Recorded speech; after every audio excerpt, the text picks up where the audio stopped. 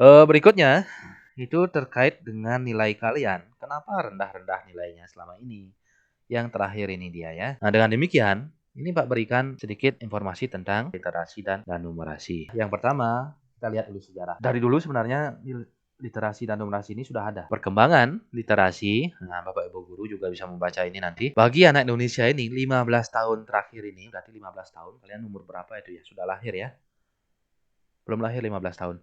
Mengalami perkembangan yang kurang mengembirakan. Nah, hasil tes PISA ini. Ini skala internasional ini. Student assessment gitu ya. Lancar, Pak. Oh iya, berarti Sri Wahyuni. Putu Sri Wahyuni ya. Ya Sri, nggak masalah. Ada rekaman ini kok. Santai aja. Nanti bisa diputar ulang ya. Perkembangan literasi Indonesia ini selama 15 tahun terakhir. Ini berdasarkan tes PISA ya. Indonesia menempati ranking 72. Bayangkan ini. Dari 78 negara. Hasilnya adalah apa? 37,32%. Nah, ini dari 100%. Berarti masih sangat jauh sekali. Sekarang coba bandingkan dengan diri sendiri dulu. Sejauh mana sudah mampu menganalisis sebuah kata gitu. Menganalisis dan menggunakan sebuah angka. Jadi bisa refleksi sendiri ya. Terhadap anak-anak juga silakan refleksikan diri. Nah, setelah tahu nanti cocok nggak gitu hasilnya ini. Cocok tidak? Nah, selanjutnya adalah ini definisi literasi menurut beberapa pendapat ya. Pertama dari UNESCO, baru ini tahun 2018. Yang kedua dari Gerakan Literasi Sekolah, Kemendikbud punya ya, Kemdikbud. Itu tahun 2017. Terakhir dari sebuah organisasi yang disebut OECD gitu, menyebut seperti ini. Dari UNESCO, itu literasi adalah kemampuan memahami ini.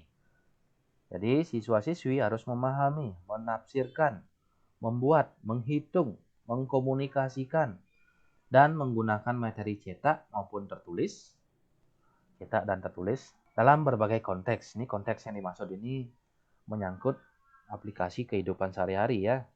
Apa itu perekonomian, sosial, budaya, dan sebagainya. Berbagai konteks harus bisa dia selesaikan. Yang kedua dari GLS, Kemendikbud. Literasi kemampuan mengakses. Jadi anak-anak harus mampu mengakses. Kemudian memahami dan menggunakan, ini yang penting. Menggunakan dengan bijak, dengan cerdas dalam berbagai aktivitas seperti membaca, melihat, menyimak, menulis, menonton, termasuk berbicara. Nah, ini masalah etika yang tadi berbicara itu ya. Itu harapan dari kementerian mampu melakukan itu. Caranya gimana? Ya harus rajin membaca. Nah, apa yang perlu dibaca, bagaimana cara membaca nanti Pak sampaikan tuh. Nanti di bawahnya itu ada ya. Terakhir, OECD ini menyampaikan bahwa literasi adalah ini yang penting. Menggunakan informasi cetak dalam kehidupan sehari-hari. Jadi, anak-anak belajar itu tidak serta-merta harus di atas kertas, itu tidak. Dia harus mengkaitkan dengan situasi-situasi kehidupannya sehari-hari. Benarkah seperti itu? Bagaimana solusi menyelesaikan gitu. Itu maksudnya. Setelah dipahami ya, setelah dipahami. Baik itu di rumah, di tempat kerja maupun di masyarakat. Tujuannya apa? Dapat mengembangkan ini potensi pengetahuan, pemikiran, cara pandang itu dan mengembangkan juga potensi seseorang. Itu yang dimaksud dari sebuah organisasi ini ya, yang menyelenggarakan tes literasi dan numerasi untuk negara-negara yang ada di dunia Asia khususnya ya. Kemudian ini contoh kegiatan literasi. Berceritalah sebelum tidur. Nah, pertanyaannya, anak-anak pernahkah diceritakan oleh orang tua dongeng atau apa istilahnya sebelum kalian tidur sampai tertidur gitu? Bapak Ibu guru juga sibuk sehingga jarang memberikan cerita kepada anak-anaknya. Yang paling diberikan HP. Silahkan tonton HP, tonton video atau apa. Tidur, sudah. Sampai HP-nya itu bermasalah itu untuk mata, untuk kesehatan. Kemudian adakah sudah berpantun di masyarakat? Bilang orang cantik itu bagaimana pantunnya gitu. Orang-orang ganteng bagaimana pantunnya? Karena pantunnya berupa sindiran juga gitu. Masihkah ada gitu? Kalau masih, dia sedang berliterasi gitu ya. Berpuisi, bersenandung ini misalnya. Sambil yang punya bayi, ibu-ibu biasanya bersenandung senang ini. Nina Bobok gitu ya, ada itu. Atau yang punya pacar bersenandung sama pacarnya saling sautin. Aplikasinya kan ada ya, tapi dia senandungnya jarak jauh. Itu juga termasuk berliterasi. Jadi literasi itu tidak sekedar membaca. Kegiatan-kegiatan yang produktif itu tergolong literasi ya. Tidak sekedar membaca, menulis, tidak. Lihat pelang di jalan. Nah, pelang apa itu? Belok kiri, belok kanan di depan. Nah, itu juga berliterasi namanya. Ambil keputusan setelah tahu, oh pelang itu belok kiri buntu, belok kanan, jalannya bagus gitu. Silahkan ambil keputusan, mau belok kiri atau belok kanan. Ya, belok kiri ya macet karena buntu, belok kanan ya jalan terus kan gitu. Itu mengambil keputusan. Itu juga literasi sederhana. Ya. Berkisah. Nah, berkisah ini memberi nasihat, dongeng misalnya. Jangan ke sana. Orang tua kan gitu nakut-nakuti biasanya. Jangan ke sana. Ada anu di sana. Nanti kamu diginikan. Bagi anak yang sudah gede, dia akan bertanya lagi, apa yang dibilang? Dan ingin tahu. Dilarang ke sana, malah ke sana gitu. Dia berliterasi namanya. Membuktikan apa omongan kisah dari seseorang itu gitu. Ya, di sekolah, nah ikutlah kegiatan-kegiatan yang bagus, menarik. Jika ada lomba menulis, ikuti. Saya nggak bisa nulis, Pak. Ya, enggak masalah. Yang penting ikut bisa karena terbiasa. Ada ekstrakir, di sekolah kita ada. Ikuti. Ada pemilihan duta literasi, skala kabupaten atau skala provinsi, ataupun skala nasional. Ikuti gitu. Ya, cari informasi. Kalau Bapak Ibu gurunya tahu, pasti di-share, dibagikan. Ini duta-duta literasinya sudah banyak di Indonesia. Ikuti coba. Apa itu duta literasi? Waktu kemarin itu ada oleh HIGI ya, Ikatan Guru Indonesia, bahwa guru-guru yang berprestasi dalam menulis itu diminta. Dikukuhkanlah 10 besar. Dari Bali ada. Pak ikut. Tujuannya apa? Memajukan literasinya. Konsep literasinya. Begitu ya. Nah, itu untuk literasi. Nah, sekarang untuk numerasinya. Dari VISA sendiri menyatakan bahwa literasi matematika atau sering disebut numerasi itu. Jadi literasi matematika ini adalah kemampuan individu untuk bernalar secara matematis dan memformulasikan, menggunakan dan menginterpretasi matematika untuk menyelesaikan masalah di berbagai konteks dunia nyata. Dunia nyata kita ini kehidupan kita. Pasti ada masalah tiap hari gini. Nanti bawahnya ada contoh ya. Kemudian numerasi merupakan seseorang yang mampu menggunakan konsep maupun prosedur matematika dalam menyelesaikan masalah sehari-hari. Ini harus dipahami. Mampu dia menggunakan yang relevan sebagai warga negara Indonesia. Pak Ibu guru, anak-anak di sini itu warga negara Indonesia dan bagian dari dunia. Itu ya. Ini contoh. Nah, contoh kegiatan numerasi sederhana. Yang tadi literasi ya. Ini contoh literasi, ikuti segala kegiatannya. Boleh sama teman-teman itu bersenandung silahkan. Nah, ini contoh numerasi sederhana. Ada gambar tablet, pil ya. Ada gambar sepeda. Di dunia nyata, itu masalah konkret tuh ya. Fakta di lapangan. Jika kita ke dokter, itu ada tulisan dari dokter pada bungkus tabletnya itu. Pada bungkus obat yang diberikan. 3x1, itu apa artinya? Banyak orang tidak mengerti dulu itu ya. Bahkan ada kasus dulu. 3x1 ini dianggap boleh 3 tablet untuk sekali minum. Akhirnya apa? Overdosis. Overdosis dia. Nah, kerja. Tidak jadi gitu. Sakitnya tambah parah. Karena tidak paham dengan 3x1 ini. Itu masalah. Masalah kita di lapangan ya. Di kehidupan sehari-hari. Tablet yang di kiri ini. Secara pembentukan skema. Yang dimaksud oleh dokter itu adalah 3x1. Jadi 1 tablet untuk 1 dosis. Dosis pagi, dosis siang, dosis malam. Itulah disebut 3x1. Nah, bukan 3 tablet sekali minum 1 hari. Jadi itu masalah dunia nyata kita bawa dalam skema, konsep. Ini nih contoh numerasi sederhana ya. Kelihatannya sepele gitu, tapi sering salah.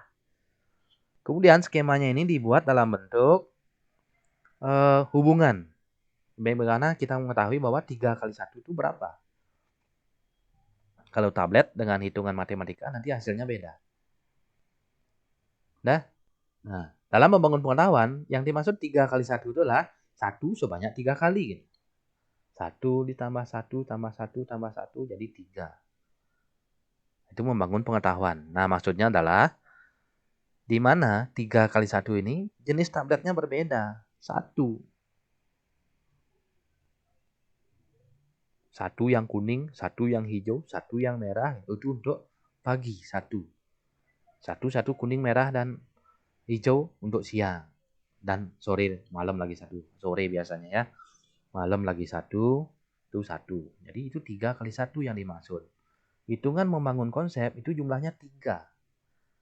Jadi dalam 1 hari pagi itu 3 diminum. Kan gitu ya.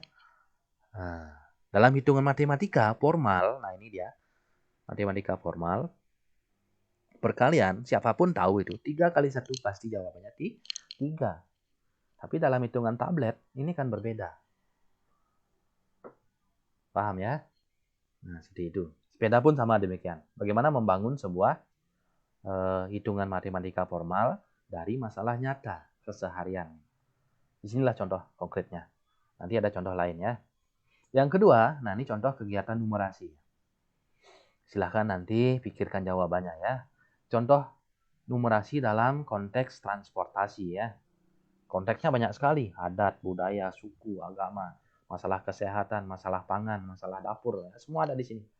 Pak ambil, ini contohnya saya ambil adalah transportasi. Misalnya adalah Susan bersama 15 temannya ingin berbelanja ke pasar. Mereka berangkat dengan menyewa taksi. Atau ojek mobil itu ya, taksi online. Jika kapasitas setiap saksi adalah 4 orang per unit, per satu mobil maksudnya, maksimal boleh 4, maka berapa sebaiknya si Susan dan temannya menyewa taksi? Nah, ini contoh soal literasi, sederhana kan? Ini soal literasi sederhana, levelnya ini level SMP seharusnya. Secara formal matematik, itu secara matematis dihitung, hasilnya adalah 3,75 unit. Jadi kalau hitungan matematik, pilihan A, B, C, D, E gitu, ini akan benar. 3,75 unit. Itu jawaban akan benar. Secara kalkulator pun itu benar. Dari mana? Ya tentunya 15 dibagi 4. Jadi 1 unit ada 4 orang. Berapa unit diperlukan supaya semuanya nampung 15? Jadi 4. Mobil unit ketiga, unit keempat nanti. Mobil unit keempat itu jumlahnya 3 orang. Bukan 4 orang kan gitu ya. Kalau 16 baru dia 4 orang. Hasilnya adalah 3,775. Ini dasar numerasi kalian. Nah, kalau hitungan ini nggak kuat, logikanya nggak mampu di sini untuk menerjemahkan, tak akan menemukan jawaban ini. Dari siswa-siswi itu sendiri ya. Tapi berdasarkan hitungan numerasi, pengalaman di lapangan, itu tidak mungkin kita menyewa mobil 3,75. Apanya yang disewa lagi setengah kan tidak mungkin ya. Harus dibulatkan menjadi 4 unit. Jadilah si Susan itu menyewa taksi online sebanyak 4 unit. Nah, ini contoh kegiatan numerasi sederhana di masyarakat. Ini masalah di masyarakat ya. Tak mungkin si Susan ini menyewa mobil 3. Apalagi 3,75. Tidak ada mobil 0,75 ya. Dia bulat 1 unit gitu. Nah, ini contoh masalah numerasi sederhana karena semoga bisa dipahami ini. Kemudian terkait dengan miskonsepsi. Nah, ini literasi, miskonsepsi sudah dibikinkan. Literasi harus diajarkan secara terpisah? Tidak. Jawabnya tidak ya. Artinya apa? Semua mata pelajaran, apa dia bahasa Inggris, bahasa Indonesia, agama, budi pekerti dan lain sebagainya, itu semua mapel, semua mata pelajaran harus mengajarkan literasi dan numerasi. Ini masih terjadi miskonsepsi di kita khususnya, di guru, apalagi di siswa gitu, di masyarakat, ini masih salah. Jadi tidak terpisah diajarkan dengan mata pelajaran. Keterampilan boga misalnya, dia harus diajarkan untuk bernumerasi. berliterasi juga. Si Tuti pergi ke pasar. Di sana dia membawa uang 15.000. Dari 15.000 ini dia ingin membeli ayam. Harga ayam per kilo adalah 40.000. Berapa dia dapat membeli ayam? Sehingga dia memiliki uang cukup kembali pulang ke rumahnya dengan membeli bensin sebanyak 5.000 rupiah gitu misalnya. Itu sebuah pertanyaan numerasi yang berlaku di dunia pendidikan kita dan dunia kehidupan sehari-hari, dunia masyarakat itu ya. Jadi harus bisa bijak membagi uangnya itu. Nah, begitu. Yang kedua, pembinaan keterampilan terkait bacaan dan praktik berbudaya yang diciri penguasaan literasi cukup hanya dengan mewajibkan 15 menit tiap hari. Dulu kan ada begini ya, gerakan literasi membaca setiap pagi 15 menit. Saya kira ini tidak begitu sulit dilakukan, tetapi lambat laun ini menjadi sebuah kebosanan baik dari siswa, dari guru, karena tiap hari yang dia baca itu aja sumbernya. Nah, maka dari itu sekarang ada gadget, ada handphone atau apa istilahnya, akses internet. Cobalah 15 menit ini kita mengakses berita up to date gitu. Sekarang misalnya ada terjadi gunung meletus gitu. Di mana itu? Kapan terjadi? Berapa korbannya? Itu bisa dicari. Literasi 15 menit. Nanti hubungkan dengan bencana alam, pembelajaran yang ada di sekolah. Apa misalnya? Bisa dilakukan oleh guru siapa saja kan? Ya, oleh siswa siapa saja boleh mengajukan pertanyaan inikah ke gurunya. Itu bebas sebenarnya ya. Asal dia mampu menghasilkan sesuatu di hari itu dalam konsep literasi dan numerasinya. Begitu. Yang ketiga, miskonsepsi ketiga ini adalah ini. Literasi, numerasi. Literasi tidak hanya diajarkan dalam bahasa Indonesia, tidak. Seluruh mapel tadi saya sebut ya. Kemudian pelajaran matematika.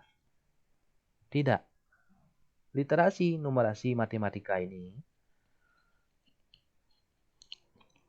tidak sebatas di mata pelajaran matematika, tapi semua mata pelajaran. Tidak hanya desain, tidak. Yang lainnya juga. Ya. Jadi ini masih terjadi miskonsepsi selama ini. Dianggap guru bahasa, dianggap guru matematika, dan guru IPA wajib memberikan literasi numerasi, sementara guru lain tidak. Nah, untuk siswa jangan kaget nanti ketika ada guru agama mengajak kalian berhitung gitu ya. Itu konsep literasi dan numerasi. Dia bercerita, kemudian dalam ceritanya ada rumus matematika yang masuk. Jadi begitulah terintegrasi kita ke depan. Harapannya adalah hasil visa yang disebutkan tadi itu 37,32% itu bisa meningkat. Paling enggak ya 70% lah. Tuntas secara internasional. Itu harapannya. Paling tidak itu cita-cita. Kemudian semakin banyak konsep pengetahuan yang diberikan kepada peserta didik, siswa gitu, akan menjamin tercapainya tuntutan penguasaan literasi. Jawabannya juga tidak. Ini masih salah ini. Literasi itu tidak semata dia adalah konsep. Tidak ya. Harus bermakna, harus punya aplikasi atau diterapkan di kehidupan sehari-hari. Kalau dia sudah mampu menyelesaikan masalah hidup sehari, seperti nyewa taksi tadi itu, si Susan wajib menyewa taksi sejumlah 4. Kan gitu ya. Bukan 3,75. Berarti dia sudah mampu berliterasi. Padahal ini sederhana, tetapi secara skala nasional maupun skala internasional Indonesia masih jauh dari harapannya. Nah ini, bagaimana caranya? Nah, siswa-siswi bisa dicatat nih ya. Pertama, apa yang dibaca, apa yang dilihat, apa yang didengar, apa yang ditonton, silahkan buat hubungan. Sesibuk apapun kalian pada saat membaca itu, buat hubungan. Misalnya teks ya. Teks itu dengan diri saya apa sih hubungannya? Saya membaca ini untuk apa? Punyakah saya masalah sehari-hari yang disinggung oleh teks itu? Bagaimana solusinya? Semua akan ada di sana. Dan seterusnya. Yang kedua, mengajukan pertanyaan dari apa yang dilihat, didengar, dibaca, ditonton. Itu ajukan pertanyaan. Kenapa dia begitu? Mengapa? Siapa yang terlibat? Ajukan 5W1H itu ya. Bagaimana itu bisa terjadi? Kapan terjadi gitu misalnya. Ajukan pertanyaan. Itulah orang berliterasi. Kenapa bisa demikian? Berapa jumlahnya? Itu orang bernumerasi dia sudah di sana. Jadi ajukan. Ini nih yang hadir bisa menerapkan ini ya. 5 konsep ini bisa diterapkan. Strategi pembelajarannya seperti apa gitu. Jadi kalau jika siswa diberikan yang namanya teks oleh gurunya, teksnya harus dibaca. Lakukan 5 hal ini. Yakin apa yang ada dalam teks itu bisa dipahami dengan bagus. Sehingga begitu ada soal yang muncul terkait dengan teks itu, bisa dijawab dengan bagus. Berikutnya adalah membuat visualisasi. Nah ini, silahkan orek-orek. Kalau Pak kan menyuruh, kalau saya menyuruh itu yang namanya membuat peta konsep, mind map, gambar lah. Itu visualisasi kalian itu. Atau buat dalam bentuk video, silahkan. Mungkin ada Bapak Guru yang menyuruh membuat video. Ya silahkan. Itu dia ya. Yang bisa dibaca, yang bisa dilihat, yang bisa ditonton oleh orang lain. Jadi visualisasi ini akan menggambarkan bagaimana pemahaman kita terhadap apa yang kita pelajari hari ini. Misalnya mind map atau peta konsep itu bisa dibaca ulang oleh diri sendiri. Oleh orang lain, walaupun dia harus memahami lebih dalam konsep yang dibuat oleh seseorang ini. Harus divisualisasikan itu. Visual, dilihat ya. Oh, itu hasil kerja saya. Oh, ini yang dimaksud ini. Garisnya ke sana. Jadi dia menyebutnya seperti itu gitu. Nanti ini dalam konsep visualisasi. Berikutnya adalah mencari makna yang tersirat. Inferensi namanya. Apa sih yang dimaksud dari teks itu? Simpulkan sendiri. Apa yang mau ditunjukkan oleh video itu? Simpulkan sendiri. Nah, setelah disimpulkan, tahu maknanya, mari diskusikan. Jangan diam. Misalnya, siswa, Pak, saya menemukan ini video yang Bapak berikan, gitu misalnya siswa. Ya, Bapak Ibu Guru harus merespon itu dan memberi penguatan dari kalian. Oh, benar. Yang dibuat adalah benar, gitu misalnya. Itu kesimpulannya sudah benar. Berarti dia selalu, oh belum pas itu. Masih ada yang ketinggalan. Nah, harus dicermati kembali. Itu cara belajar ya. Yang terakhir, menemukan hal-hal yang penting. Poin-poinnya apa? Jadi tiap kalimat, tiap paragraf, tiap tayangan itu harus dilihat apa sih poin-poin penting yang dimaksud. Itu ya, buat kemudian rangkuman sendiri, teks baru. Visualisasinya ini bisa diwujudkan dalam peta konsep. Skema gitu. Ini sudah ada penelitian tentang peta konsep. Itu sangat membantu ingatan siswa gitu ya. Sangat membantu ingatan siswa dalam mempelajari sesuatu. Karena poin-poinnya yang dia catat di peta konsep dalam visualisasi kegiatan membuat visualisasi. Ya, ini bisa diikuti, silakan. Untuk kelas ini bisa dicermati. Dah, nah, terakhir ini ada ucapan terima kasih telah kehadirannya di sini. Kemudian link belajar animasi untuk guru itu ada di CPKB. Nah, untuk siswa itu bisa di-set di berbagai internet atau hubungi guru yang bersangkutan jika ingin mengetahui literasi dan numerasi secara lebih mendalam lagi kan. Gitu. CPKB namanya untuk guru ya. Ini masuk secara personal. Kalau siswa bisa cari di internet. Sudah ya? Nah, demikian untuk hari ini pembinaan untuk kalian ya. Nah, jadi Pak soroti yang di bawah ini. Kenapa nilai sehari-hari rendah? Disinilah dia. Itulah penjelasan singkat tadi gitu. Semoga bisa dipahami dan yang bingung selamat berbingung ria gitu ya. Karena ini hal baru mungkin untuk kalian. Hal baru ini harus dipelajari sehingga terinternalisasi nanti dalam konsep. Walaupun ini sederhana. Pak, saya tidak suka matematika, tidak bisa matematika. Bukan masalah tidak suka, tidak bisanya. Tapi dia tidak mau mengkaitkan antara keadaan konkret dengan keadaan formalnya gitu. Dan yang bisa berhitung di atas kertas, sehingga begitu diberikan hitungan ruwet, berpangkat, dan sebagainya, integral, apalagi itu istilahnya dalam matematika yang lebih rumit lagi, bangun ruang, dan sebagainya, dia bingung. Padahal masalah konkretnya ada di dunia nyata. Gitu. Nah ini bingung. Formalnya dia bingung. Tidak pernah mengkaitkan dunia nyata dengan dunia formal. Ya, kenapa dia bingung seperti itu. Sekali lagi, terima kasih kehadirannya. Paparan yang disampaikan semoga berguna untuk ke depan ya. Saya stop sharing.